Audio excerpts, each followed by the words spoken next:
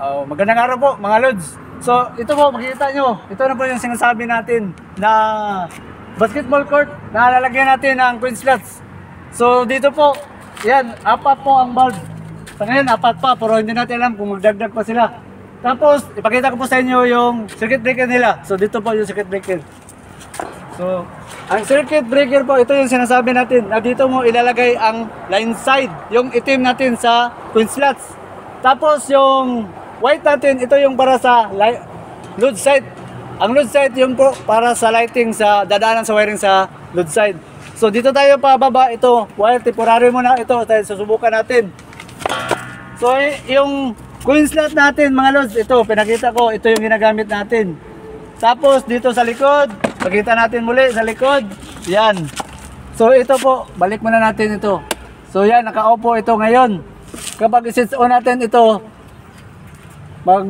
mag-energize po dito na hindi gumagamit ng timer. So i-switch on natin. So ipakita ko muna sa lighting muna dito. Yan, naka-off. So yan, makikita nyo, hindi pa umilaw. So ngayon, i-switch on natin dito.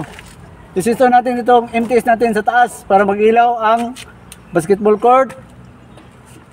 So naka-on. So balik na, tingnan natin. So yan po mga lods, umilaw.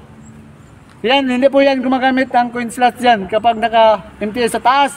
Ngayon, ibababa natin. Kapag ibaba po ito, naka-off po ito. Yan, naka-off. So balik mo natin yung camera, naka-off.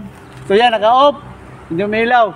So balik tayo dito sa, ito na po sinasabi natin. Ida-down natin ito para sa coin na tayo gagamit. So down.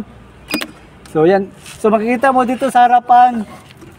So yan po, naka-zero. So susubukan natin lalagyan. So lagyan natin ng coin. So ito po, coin, piso po. So kung coin tayo, so 1 minute. So titignan natin sa light. Yan, umilaw na po mga lods ang basketball court. So ang setting po dito sa timer, nakalagay ngayon sa 1 minute. Kapag umabot ito sa 1 minute, pag si zero po ito, magsa-shut off po ang ilaw sa basketball court. So hihintayin natin na umabot po ito ngayon sa zero para makita natin.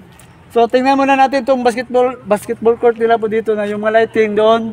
The LED light, ang wattage bawat isa daw is 220 watts po. So balak pa daw itong dagdagan. Pero itong design natin, aabot po sa 3,000 plus na kaya po ang coin slots natin dito. So hintayin natin ito, umabot ng zero. Kapag umabot po ito ng zero, magiging shutdown po itong lighting dito sa basketball court natin. So yan, malapit na. So ito yung sinabi natin na pag umabot po ito sa 5 seconds, magwa-warning po ito. So tingnan natin ito. So 5 seconds na po, warning. Pag zero, shut off ang lighting sa basketball yan. Tingnan natin yun. O, wala na, shut off na. So yung mga lods, hanggang dito lang muna po tayo. So sa ibang video na naman, kung makagawa na naman tayo ng bagong coin slots para doon sa basketball court.